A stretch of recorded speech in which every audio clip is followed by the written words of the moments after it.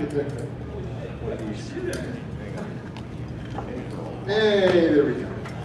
All right, hi everyone. Thank you all for coming today. My name is Michael Smith. Also go by Dr. Bearsek. Today we're going to be doing a discussion called Calling All Researchers, a discussion on building a security research framework. This is going to be a quick presentation and then followed by hopefully lots of audience participation and dialogue.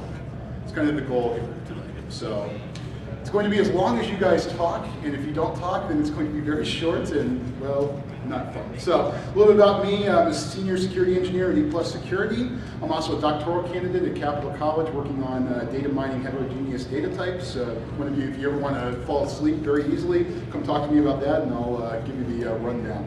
I got my alphabet certifications, my CISSP, my OSCP, my GPIN, my Lowly Security Plus, all that fun crap. If you want to get a hold of me, Twitter at Dr. Bearsek, or you can email me at drbearsek@gmail.com. Please feel free to spam me anytime you want. That's cool too. So why do we research? How many of you guys out there feel that you're independent researchers? Feel that you're researchers? Done any kind of research? I got one there. Who's made it? All right, so let me ask another question. Who's ever released a tool, security tool, script, anything like that? All right. Who's ever dropped a 0-day? Who's ever written a paper, even a blog article? Hey, guess what? You're a researcher. Congratulations. Welcome. Welcome to the club. So why do we research? Well, we research to contribute to the existing knowledge in the field. Our main goal as researchers is to build up our field. It's there to take the existing literature, and it's there to build upon it, improve upon it, and create and expand that knowledge. We want to improve the field. What's one of the greatest improvement we've ever seen in pen testing? Metasploit. Yep, I mean, think about how that changed pen testing, how that changed what we do for a living. Completely changed it. Brought those really expensive tools down to the masses. Perfect example of research to help improve the field. Informed policy issues. This is research such as building policy issues. Think about some of the privacy stuff that's going on right now, stuff like EFF does, ACLU does. Think about some of the stuff we've seen recently even. Aaron Schwartz, Lee, some of the very other legal challenges that we're seeing right now. Those kind of research can help drive those policy issues because what it hasn't done? What if those issues happen? Well, they've helped really push that discussion forward. Made us as a community aware, hey, this might be a problem. We really need to get out there ahead of this and help build that up in public policy. And skill and career building. It's one of the main things. Why are sometimes that we work on some of these projects? Well, we want resume building. We want it as ways to increase our skills and make ourselves better. So what kind of security researchers might we find out there? Well, we have academic researchers. I myself am an academic researcher because I'm a doctoral student. If you've done a master's thesis, you work at a university, you can be considered an academic researcher. Usually very rigorous type of research. You follow a lot of very stringent rules. There's a lot of ethical considerations, things like that. Government researchers, kind of similar thing, doing it for the government. Corporate researchers, I'm working for a company like Tenable, like Rapid7, like Immunity, maybe fighting 0 days, maybe just building tools, things like that. Profit research groups. For those I'm talking groups like the ones that, kind of like Volpens, CUNY, those kind of groups. Groups that might go and find 0 days, sell them out to the highest bidder. So those are what I'm calling profit research group. And kind of the people that we're going to talk about today, you guys. Those of you out there doing out the blogs, doing your tools, dropping your 0 days, doing that kind of research, the independent researchers. Why are independent researchers important? Well, again, we want to grow the field from multiple things. You know, we don't just want to grow security from a standpoint of, oh, hey, let's find the newest cool 0 day, and that's the only way we're going to grow. We don't want to just grow it from dropping new tools. Those are very important, but we also want to look at different research. We want to look at research from a policy standpoint. We want to look at research from a, from new technology standpoints. Friend Beltface right over there, he's working on a brand new tool, again, something that's going to help propel the industry forward. Whether it's a minor contribution or a bigger contribution, it's still a contribution to the field, and that's where independent research is important. What are some of the other reasons that we do independent research? Well, workers may lack the necessary skills. Some of you guys that have written scripts, what are the main reasons that you wrote them? No one else can do it. There you go, exactly. And it might be that you work at a place or you're using a tool where the tool doesn't do what you want it to do, so you need to find a way to do that. Or else no one else there knows how to do it, you got to find a way to do it. That's what you're doing. Someone may lack the necessary skills, you learned it, Now you're propelling the field forward. Some vendors need public motivation. Let's be honest, how many times have we heard of people that have announced the 0 day and done the responsible thing, informed the company said, yeah, I don't care. I'm not gonna do anything about it. And then it gets dropped, and then all of a sudden, oh, hey, this might be a big deal, and the PR looks bad, so let's go fix this right now. Public motivation. Some vendors just don't care. And that's a good point too. That's another reason why we drop it. Why have we seen vulnerabilities drop? Well, the company just may say, hey, I don't care, I'm not gonna fix it, so if no one knows, what's it off my back? So that's another reason why we do independent researches. We talked a little bit of research into customer overlap. Again, you might own a tool that you need to figure out a way to make it work better, or make it work in a different way than what it was originally intended to. Improved tools can lead to better security. Again, Metasploit, Nessus, many of the other various open source tools that are out there. Bro IDS, perfect example of something. Starts out as open source, seeing it go into maybe a commercial viewpoint too, something that helps better the field. Snort, another perfect example. Snort went to SourceFire, which is now obviously Cisco. Serves the public interest, and this to me is one of the most important things outside of growing the field from multiple angles. Research serves the public interest. Why? Because better security is better for the public. Everyone uses the internet. Internet's maybe one of the most important inventions, in my feelings, of the 20th century. Some of you might disagree, but to me, think about what the internet has done. Think about how it has changed our lives. Not only giving us all jobs, but also, literally changing the way people interact, changing the way people research, changing the way things do. The internet has literally taken businesses and taken traditional businesses and completely shifted the paradigm and made it so that those businesses don't exist anymore. And then knowledge itself is power. Point said. So what are some of the motivations that we have for independent research? Well, again, we want to grow the security field, we want to improve the industry, improve the world. There's altruists out there that basically drop this stuff, make these things to make the world a better place in their opinions. Build a reputation within the community. Hey, we all like to be loved, so that's a good way to get your name out there, is always to go out there and help contribute to the community that you're a part of. Build a career or build a business. Again, I throw out Snort, Nessus, Bro, something that's growing up now. Metasploit, which wasn't grown as a business, but became, when it was sold to Rapid7, HD went from someone developing it to, basically the CSO of Rapid7.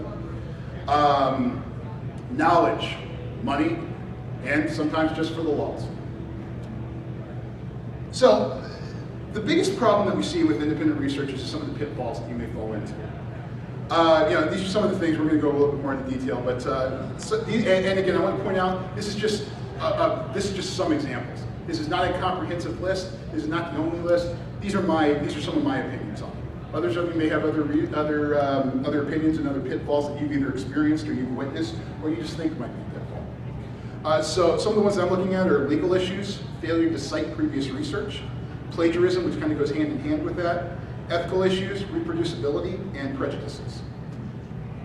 Some of the legal issues. This is a big concern for everyone in the community. Anyone doing vulnerability research, I can tell you right now, probably has some concern about whether they're going to end up in prison. And I'll be the first to say it's bull. It's either over-prosecution, it's poorly written laws that have not kept up with the time. Unfortunately, that's what's out there, and that is one of the pitfalls that we face. Let's look at some of the legal issues. These are just some of the heavy stuff we've seen. Some of you might be aware of the talk that was supposed to happen at Black Hat with that Volkswagen, or not Black, I'm sorry, it was an academic paper. So there's so many talks on hacking cars that mix it up. So researchers in Europe were going to drop a paper on Volkswagen cryptography that they utilized, figured out a way to crack it, got sued, blocked them from publishing that paper. Instead of doing something that actually would be beneficial for the community, Volkswagen doesn't want to let their information out, and I have a feeling doesn't want to do the whole recall thing that they probably have to do if that was broken. Basically block this academic research paper and deprives the industry of growing. Weave and AT&T and Apple. I know all of you have followed that case. Tragic case in my opinion. Just absolutely horrific, something you should have never gotten, in my opinion, shouldn't even have been found guilty on. But I'm not a lawyer, so I can't speak to the expertise on the legal issues there. But obviously, in my opinion, someone feels very strongly about that. I know most of you that I know in this crowd also have similar feelings to that. SkyTech forces Al-Qadza to sign an NDA. And that was basically a talk that he was going to drop, and there's some more information on all these on the attrition legal threats. But a talk he was going to drop, and basically they forced him to sign an NDA so that he would not disclose any of that information. They threatened to sue him. You know, corporate bullying, basically they have the big bully stack, they have all the money. Golden rule. We all know the golden rule, those who have the gold make the rules. And 2 SCADA talks at ICS got canceled due to legal threats. Threats from the SCADA companies, things that, again, absolutely important. Because what is SCADA? For those of you, do you all know what SCADA is? All right, cool. Those of you that don't, SCADA is basically what runs our, most of our utilities, power grids, that kind of stuff. Very important, also very riddled with holes. And, again, something that propels the industry, something that for the public good is out there, and got sued for being able to mention or talk about it. Citations and plagiarism. So, who's familiar with attrition.org? All right, most of you. How many of you ever want to end up on attrition.org? And not in a good way? Right, that's good, I didn't want to see anyone raise their hand here. So, plagiarism in research is a killer. You never want to plagiarize someone's work. Why? Because it hurts research. You might want to say, well, how does it harm research? It's just, copying off the television writers do it all the time, movie writers do it all the time. Ruins research because it keeps people from actually innovating. People don't want their work stolen. They may not go out there, they may not publish it because of that. And also, honestly, they did the hard work. The whole point of research, again, is building upon that field. We want to build upon that existing research. So that's what we do. We go out there, we get that information, we cite the people that we had it from before, we let people know, hey, this is the original work. You can go check out this original work. Now look at my work that builds upon their original work. We both have had contributions to the field. This is what we're doing. This is what we're doing there. So you always want to credit your preceding work. I don't care if it's research paper. I don't care if it's a simple script. If you take a project and you fork it, get out there and make sure that you cite the original project. Just put a little blurb up in the top in the RIM statement, just saying, hey, based on script XYZ. Boom. That's all you got to do. And for those of you that get mad if someone forks your project, get over it, in my opinion. Now, that's, again, might be controversial, just my opinion, but the whole point of that stuff, you want people to build off of your work. That's why we fork things. Let them take your open source work and let them improve upon it. They might come up with an idea that you've never thought of that makes it better. And think about some of the stuff where if we hadn't opened that up to the community, if things like that hadn't been out there, think about some of the innovations we may not have ever seen. Plagiarism citation, what can it be? It can be a major embarrassment for you. It can be a career killer. Certainly, in academic circles, you get caught plagiarizing, that can kill your career. Me personally, again, doctoral student. If I got caught plagiarizing something, I'm kicked out of the program. I know people in my program that have been kicked out. And we're not talking like I failed to cite one thing. We're talking people that copy like page after page. We're talking like the Gregory Evans special. That's what we're talking. That's what we're talking about. Allegedly, Gregory Evans special. It's litigious. That's what we're kind of talking about. Those kind of things. But we also don't want to fail the cite. So that's something that you want to definitely make sure of. That's usually more of an embarrassment, not something that someone's going to kill you over. But that being said, it's still not fair to the original author. And again, like you said, academic sanctions, career ending. Some good examples, attrition.org, their plagiarism site, you can give some good examples of people that have participated in plagiarism. And basically, whether you agree with what Jericho and attrition does or not, doesn't matter. They're going to do it. You do it, there's a good chance you might end up on there. So last thing you want to do is end up on there because it can be a major embarrassment.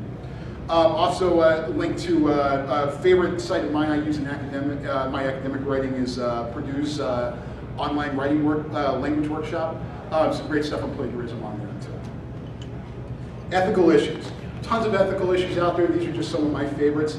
Ethical issues that independent researchers might face. Should companies be forced to patch on an arbitrary timeline? So in other words, there's companies out there that say, hey, who are you as a researcher dropping the 0 day to force me to patch my software? Who are you out there to force me to do this? And there's a point to that. Now I disagree with them because some of them want to take all the time in the world. But there is a question that's out there, an ethical question of how long should you give a company before you actually drop that information? Does exposing a vulnerability decrease security? One of my favorite articles that actually kind of spawned a little bit of this was we wrote a great article in Wired and cited some other research that basically was talking about why you should sell your 0 days instead of doing online vulnerability disclosure. Now, I don't necessarily agree with him on this, but his point of it was The research, basically, I'm sorry, I can't remember who did the actual original research, but if you look in the Wired article, you can find it. If you ping me, I'll be able to tell you. In this original research, though, they looked at malware and found that a lot of the malware out there was built off of public disclosed vulnerabilities. So, yeah, there's a point there. Does it decrease security? Is creating a tool that make hacking easier okay? You know, again, we talked going back to Metasploit. Metasploit brought that kind of exploit framework to the masses at a cheap price, free. Can't beat free. Was that a good thing for our industry? I feel it was, but again, it's my industry. Other people might disagree because it made it easier for certain people to be able to exploit and attack boxes. So there's an ethical consideration. Again, I have my opinion, but it's not necessarily the right answer. It's just, again, my opinion. Different answers, different opinions. Should vulnerabilities be sold, bounty, or publicly released? This is a big hot one right now. And honestly, me personally, I should feel they shouldn't be sold. That being said, if I had a vulnerability, someone's offering me 50, 100 grand to sell it to them, I get it. I mean, honestly, I get it, man. I don't actually fault them. That's a lot of money. I mean, that's a year's salary for some people, more for other people.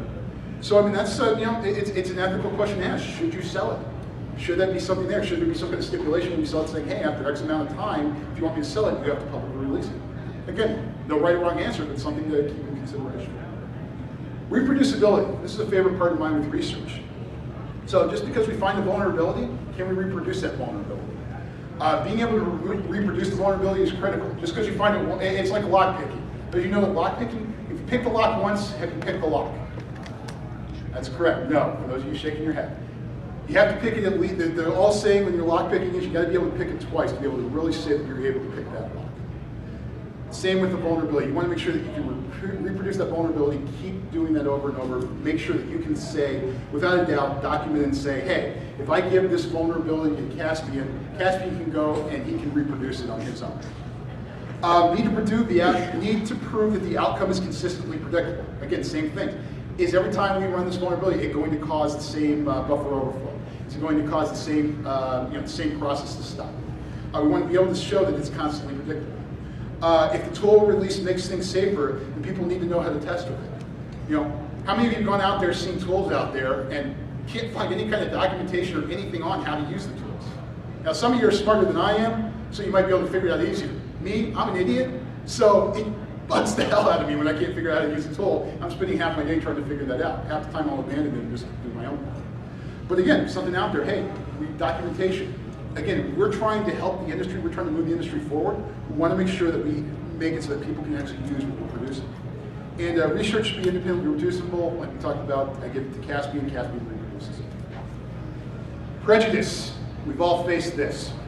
How many of you tell people you're a hacker? And how many of you have they said, oh, you're a bad person? Or they give you that look like, what are you up to? Can I trust you? Pisses me off. Hate that. Drives me out of my mind. I saw something the other day, and I can't remember now what it was on, but it was basically a Facebook posting to a response to an article, and it was basically like, oh, all hackers should go to hell, they should be in prison, blah, blah, blah. And seriously, I had to fight not to respond to it. Literally, I had a response written and deleted it, because I'm just like, you know what, I'm not going to get into a fight with an idiot. But that's a prejudice that we all face. The general public view, unfortunately, because basically media and other people just don't understand what we do, is that hacking equals evil criminal. Which is not the case. Most of us out there, hey, we do this for a living. We do this as a job. We do it because we love it. That's why we do it. Most of you that have gotten into this industry, I guarantee you got in there because you had an interest in it and you love it. You enjoy doing it. You don't just do it for the money. You do it because you like it. Or you wouldn't be here. You wouldn't come to events like this. Academics take issue with the lack of formal processes and methods. Independent researchers, I can tell you, academia looks down upon this. You don't follow their processes, you don't follow their procedures, and there is a gulf there. And that's a damn shame. Now, there's a paper I wrote on academic tools that can actually be used for, and not published yet, but hopefully we'll be able to talk soon, on academic tools that can be utilized for pen testing. Some great stuff. Lives at DerbyCon. I know Lucas Mubix and Wick are going to drop basically a data mining tool on Git that goes out and builds password lists. Honestly, I found an academic tool that does something very similar, goes out, pulls down repositories, and then does full data mining, looking for a lot more than just the password list, but gathering information from there about the companies and such like that. A great tool that goes out and pulls down all the job ads and it does data mining on those job ads to find, hey, well, if this company is looking for people that know Cisco, know Checkpoint, know this, and this, all you've done to us is, hey, we love Monster.com because you're telling us what kind of equipment that you might have without me having to do any kind of scanning of your network at all. Great, gave it, served it up to the server pilot. Great academic tool because there's a distrust between the communities at time, and I say more bears on the academics than it does on us, but there's a hatred among our community of formal rules, and I get that too. There's great research that could be grouped together, that could be utilized together in a joint tandem that really could help change the world. And sometimes the examples of that, sometimes the opportunities are just lost because of that. And people take issues with other building on their work. We talked about it a little earlier. Again, you don't like someone forking your work, again, get over it. To me, bad thing, you want people to fork your work because you want them to build upon your work. Nothing wrong with that. You want to keep a fork for yourself to be able to keep building what you want to do? Nothing wrong with that either. Completely respect that. Understand that. But give other people the opportunity to build. One of my favorite things on Recon NG when that got dropped is literally said, hey, this is my framework. Feel free to take it, fork it, build it up, and do whatever you want with it. Utmost respect for those guys. All right, so these are some of the resources that we have, for independent researchers that we might have. Formal research frameworks, APA, MLA. Who's familiar with APA, MLA? All of you. Who hates APA and MLA? Well, not more than you. I'm surprised not more than you, because I despise it. I hate doing it, and I have to do it on a regular basis. EFF Coders Rights Project, great project. Awesome out there, great stuff to go to help give you some legal guidance if you're dropping 0 days or dropping other kind of tools. Wikipedia citations, just some way to cite some things. Easy, not quite ALA, or APA or MLA. And a great vulnerability disclosure, the Corland vulnerability disclosure policy, kind of what those guys follow when they do a vulnerability. Which brings us to our problem. I just listed 4 sites, and that's 4 sites, there's a ton of them out there. It's a disparate amount of resources. And we have to go out and we have to find exactly what we're looking for. It's not always easy. Some other good stuff someone mentioned to me that I was talking to earlier. Google. Go look and see what people have done before you. Anyways, back to the disparate resources. So you may not know where to go. How many of you are familiar with the EFF Coders Project? All right, a couple of you. All right. So again, some of you may not know of that and have looking at this like, hey, how do I do this? What's the responsible way to? What's my legal liability? How many of you were familiar with Corland's vulnerability disclosures?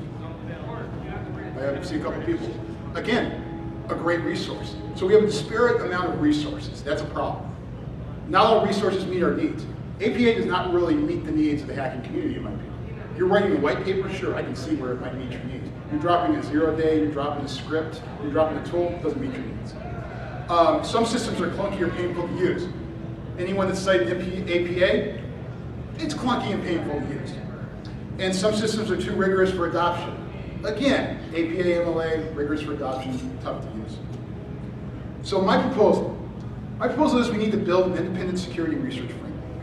So the goal here isn't something that's mandatory, isn't something that's required. The goal here is to build a resource and guidelines that people can help follow, help keep them out of trouble. Not only a resource for people to go to be able to, find what they're looking for, as far as citations, find what they're looking for as far as disclosure, as far as dropping stuff, but something out there just kind of gives them guidance on, hey, this is a good idea. This is a great resource for you. This is what you should look at first. And then check out some of the other resources out there. Use what you feel is right, but this is a good starting point. Something similar to me in scope to the PTES. How many of you are familiar with the PTES, Pen Testing Execution Standard? Fantastic framework. Dave Kennedy, those guys that are responsible for that, went out there, built this framework on how pen testing should be. No more, you shouldn't go out there and just hand in a Nessus report and say, hey, I pen tested your network. No, you didn't. These give a great thing. I love this site. I still go to this site on a weekly basis. Some of my methodologies I use for pen testing, I built off of this standard. It's a great site. So something similar on those lines. Built by those in the industry. Who are the best people to create a framework for use in the industry? Well, there are people in the industry. Shows researchers' expectations in terms of disclosures and citing in previous works. I've actually come across people that don't realize they need to cite previous work. They just think it's okay. And again, it's a naive thing. It may sound weird to you, but again, a lot of them are new. They just haven't done it before. They're not out there doing it like, they're not out there doing it maliciously, and they want to be part of the community. They just didn't realize that that's what they were supposed to do, and that's what it was expected of them. I respect that. We want to correct that action. We don't want to crucify those people. We just want to correct that. We want to make them better members of our community. And we want to help new researchers avoid those troubles and pitfalls. We don't want you to end up in prison. We don't want you to end up on attrition. We don't want you to end up ostracized from the community. Bad things involved. So what I'd like to do now is just do a discussion and just kind of talk amongst ourselves and basically kind of get some ideas on what you guys would like to see in your just thoughts on the topic in general, and what you guys would like to see in some kind of framework like this. Open the floor. I know the University of Detroit Mercy a few years back was trying to build something like this, but it was really only for the academic circle. So it was, supposed to be central repository for information, but it just completely died because there wasn't enough involvement with other universities. B, I don't think there was enough involvement in just the hacker community in general. But C, more coding. So how can we get the hacker community involved in building something along with academia? Because from what I've seen, they're pretty much at odds. And what Mark asked was that basically he was referencing a Detroit project that was trying to build something similar that died, and because it was more meant for academia, and it died out because there wasn't the participation. So how can we go ahead and how can we build that? And that's a good question. My opinion is I want to definitely get people that bridge both gaps. We have people out there that have done their masters. We have people out there that have done their doctorates. We have people out there like myself that are working on those kind of things. Those are great people to have in there, but it's not just those people. We don't just want those people. We want a wide variety. The goal is, and the other thing is to get people that are actually passionate about it. Not someone just like, whatever. Get people that actually care. Hey, would I like to say, we got 50 people that care? Yeah, I'd love to see that. I don't think it's going to happen. But you know what? PTS didn't start with that. Other frameworks, other research that we've done in the industry didn't start with that. It might start with 1, 2, 3 people, and then it grows. You get out there, you get the passion, you get passionate people out there to help promote it, and as you help grow it, it should help get it bigger and bigger. And so that's kind of, again, my opinion where you might go. Sorry. Well, one thing I've noticed with academics research systems is they have, especially in medical and other scientific disciplines, where you basically have to prove things, do reproduction and other types of facilities. Some of those would be extremely useful, and other of them would be way too onerous and burdensome because in technology circuits, the results are pretty evident. You can see what the output from this exploit was, or you can see what the output was from this tool will happen every time somebody runs it in the appropriate circumstance. With those, you have the longer term, where people have to basically go and replicate things inside of a very specific circumstance and observe data over a long period of time.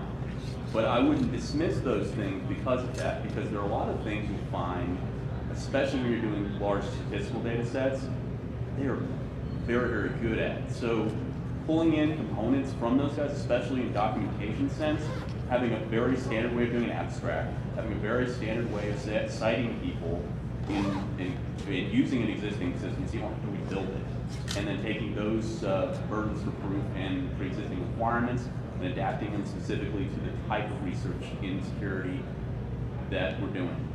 I think it's a great point. Taking some of those academic research, resources and adapting them to our groups. And it kind of goes back to what Mark was saying, where we need to find people that know those systems and help bring them into the project, or at least are interested in learning those systems. Me, I can tell you some of what you said. I know some stuff I don't. So me, I'm not a great resource for that. But obviously, this is a project that I'd like to see done by the community, not me, not just me. I want to be a part of it, but I want other people, and that's kind of the end goal. But definitely having people in there that will help bring those resources in. I agree with you 100%. We definitely taking some of those resources from academia, putting them into our system, and adapting them to the way that we work. And that to me, should be a very important goal. Yes, please. So this was brought up at ShmoCon, and I don't think you were actually at the ShmoCon talk that kind of, I'm not going to insult them, but it went a little off its rails. There's a lot of talk about academia versus hackerdom.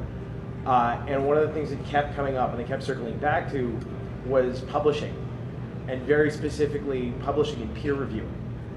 And one of the single biggest problems I find with exploit releases and a lot of the other stuff that we're doing in terms of the research we're publishing is that there is no formalized peer review method. There is no way of someone turning around and saying, yeah, this is reproducible, no, it's not, in a way that's actually consistent.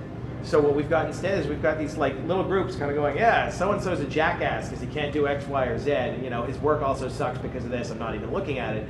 And you've got other people kind of going, well, yeah, you know, this one particular piece of, you know, code or something that he wrote actually sort of works, but we're not going to talk about that because we're, you know, busy doing something else. So, I mean, my question basically is if you're trying to create a framework for this type of research, where do you start with the peer review process? How do you get a group of people together who are actually involved in that? And this kind of ties to the thing that That's a good question. That's a problem that needs to be solved on there. I just have personal opinions on this. My personal opinion is I would rather start walking than running. So my thing is get the ideas in place first, and then work on building that out. But that is a great point. You had a comment on that. The biggest advantage, and I go back to the medical field because it is one of the biggest bodies of the research that they have, and it's also a disadvantage for the same reason, is they have a journal system. Yeah. And journals is how, and the more reputable the journal, typically the ones that are better established are the ones that are willing to publish the peer review alongside the original data. So that is how that works, and the payment system is broken in those systems. But, Agreed. But we don't really have anything short of a few online websites. I was going to say, what, like 2,600? Like Hack9. Yeah, Hack9. Those kind of things. Yeah, I agree with you. Those, and that's a problem too. I mean, I'd love to see some of the, some things that the one stuff I can see that may work for that are some of the IEEE mags. Yeah. That aren't peer reviewed. That they limit you to 15 sources, that kind of stuff. But honestly, that to me is something I'd love to see, is us getting some kind of our own academic thing, whether it's SANS doing it, and that's something, I mean, I'm on a couple SANS email lists, advisory board lists, those, because I know some of you have scored high on the tests, have been on those things. It's something I push for on there and said, look, this is something that would be beneficial. They have the SANS reading room, great room, and that's a resource too. But to me, I agree with you 100%. We need to have that kind of stuff, whether it's something that starts out of this project, or if it's something that someone else that, like EFF or another group helps sponsor. I mean, that's a great point. And I mean, it is something where actually having a resource for people to publish to, and whether it is peer reviewed or not, and I don't know what the right answer on that is. And that's a great question to bring up to a group when building this out of frame. Well, I mean, the thing is that whether we like it or not, we're going to see a peer review process that occurs. Whether in one it's formal situation, or not, it's good. Yeah, in the medical, and actually I was going to say physics, bio, and a couple of the other sort of scientific bodies where they're actually doing rigorous academic research, the peer review process isn't ad hoc. It's basically just, it's always going to get, you send in an article, it's going to get reviewed by somebody before it gets in a magazine. We have something that's a lot more ad hoc and kind of random, if you want, where, maybe that vulnerability that someone's disclosed actually really matters. But if you've been on, full disclosure, for example, there are always going to be those ones where you're just kind of like, why is this guy putting up a cross-site scripting thing that everyone already knows about? What the hell is the point of this? And full disk actually kind of is almost like a peer review process, except that it's a peer review process. It's a goat rodeo. You've got 5 or 6 people insulting each other, one guy saying, well, actually, this is valid, and like 5 or 6 other people going, who cares? Reddit is about to be the only thing that's a little above that. Yeah, well, Reddit's another good one, and I mean, I look at this from this point of view. On the one hand, it's effectively the equivalent of crowdsourcing your peer review process, which means that you're going to get a bunch of people insulting whatever the work is, and it's kind of a crucible. On the other hand, it sort of works in some senses, because you're going to get stuff like attrition's another good example. You're going to get stuff that comes out that's actually pretty solid. Here's a question though now, and I agree with you on the crowdsourcing of people saying insulting the work. Is that the question becomes, does people, by putting it out there crowdsourced and people actually sitting out there insulting the work, does that actually discourage people from dropping? Absolutely. Building? Absolutely. I mean, I think of, I hate to use Georgia as an example, but those of you that know Georgia know when she released her smartphone, SATF, was it? Smartphone testing testing framework for a smartphone. She got crucified, and I thought it was the biggest bunch of crap. that people were doing it. It's like, people were like, oh, your coding sucks, you're doing this. It's like, then make it better. Don't just complain about it, make it better. She put a tool out there that was designed to help make things better for the community. She's doing what we all should be doing, building our community. And people wanted to crucify her for it. And it's just like, are you out of your minds? I mean, this kind of goes back to something you were talking about, with the cute clip art and the borders. The thing is that, there are always going to be these squeaky wheels, grumpy people who basically just want to insult everything that's going on. Some of them are actually probably good at what they do, but if they're assholes, it doesn't matter. That wasn't a shot at Boris, by the way. He's not here. I love Boris, he's a good guy.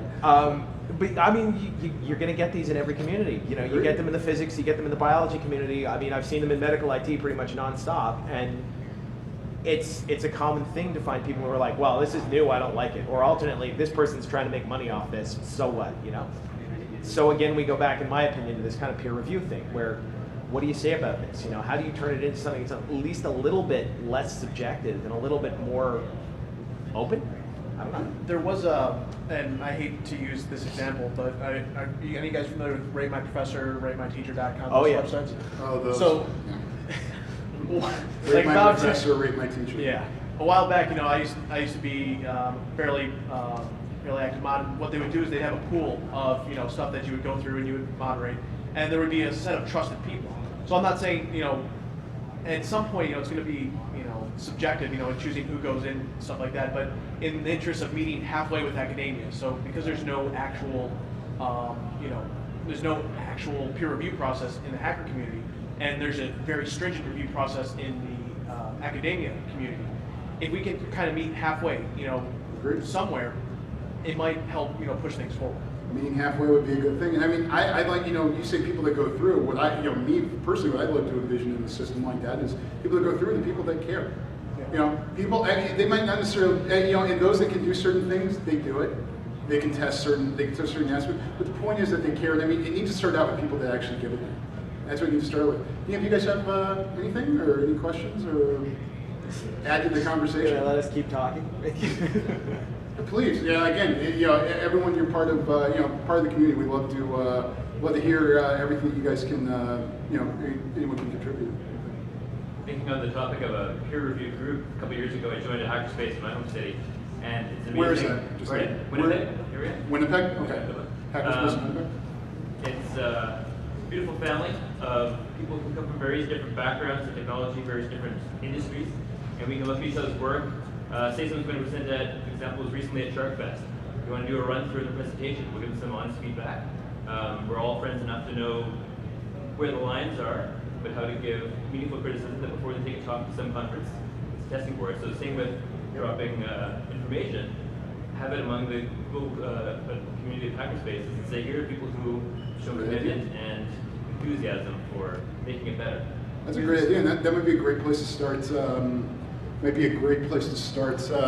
you. What's it called? Recruiting people. That's that's a great point. I never would have thought of that with the hackerspace. That's a great idea.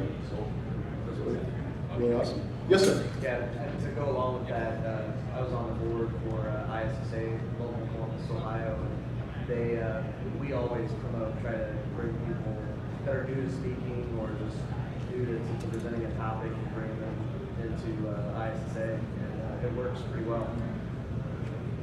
And that's a great thing about groups like ISSA. I even think that's the great thing about groups like DEF CON groups. Again, it's groups of hackers that, again, they care about the industry. They care about, it might be a little section of it, but they at least care. They get out, they care enough to get off the sidelines and do something. Now, you may not agree with everything that they do, but they definitely care. And they definitely get out there. So groups like that are that's a great example.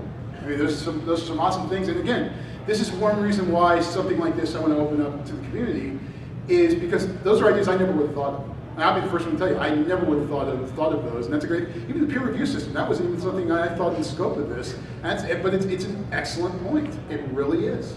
To kind of riff off what he was saying, in terms of, and what Catherine was saying, in terms of, distributed, kind of an ad hoc peer review process. what if we got something like an organization of makerspaces? So that way, there's still some subjectivity in it. Anyone who joins the makerspace can be a member, and can look at this. But these papers are distributed to different hackerspaces, and they look at it. So, like my site, like your hackerspace. I don't know, Burbsec. All these different collections of people. They can take a look at this and then say, hey, this is what we think about it, and get some good feedback. And the goal is not to rip people on it. The goal is to give constructive feedback. And I mean, again, that's a skill that's learned. And that's a skill, unfortunately, some people in every industry, but since we're talking about our industry, people in the industry lack at times. I mean, I've seen people say, hey, that's the stupidest thing I've ever done. But other people say, hey, look, you have an error in your code. Here's the way to fix it. Or here's a good idea that might make it more efficient. I mean, God, if you've ever looked at any bash scripts I've written, it's they're the most asinine, just bass-awkward kind of things that I can give to someone else and go, oh yeah, if you just do this, this, and this, you're golden. Well, hey, it worked for me, but that's a way better way of doing it, so kick ass, awesome. Well, So that's what we want to, that's the kind of thing we want to see. the other thing to consider about that criticism is that the people on the receiving end of the criticism also have to be able to take it. That's a great point too. It's something that can be kind of problematic if you haven't been exposed to the like the kind of academic crucible, if you want, peer reviews, for example. I mean, I've seen people come home crying from doing dissertations because it was just like, yeah, I had 3 errors, and you're like, well, it was only 3. It's not like they kicked you out of the program. Don't get so hurt by it. You're doing work. Your work is not your baby. It's your work.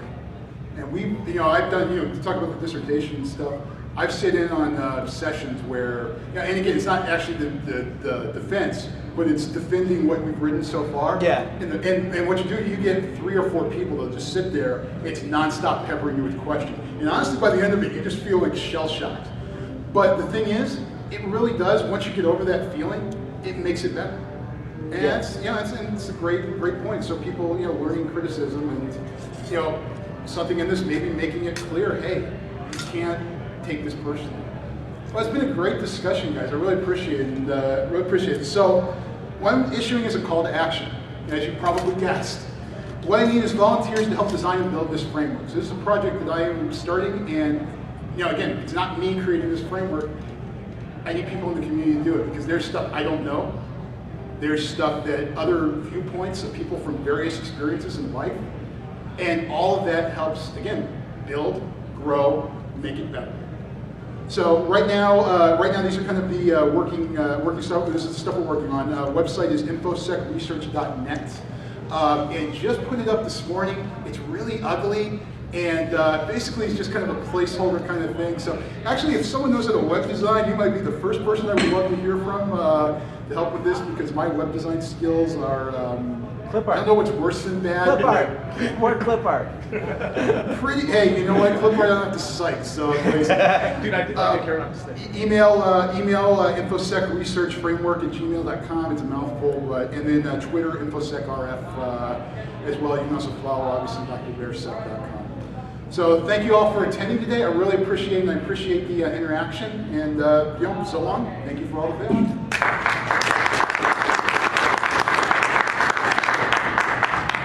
Should drop the cable. You drop the cable.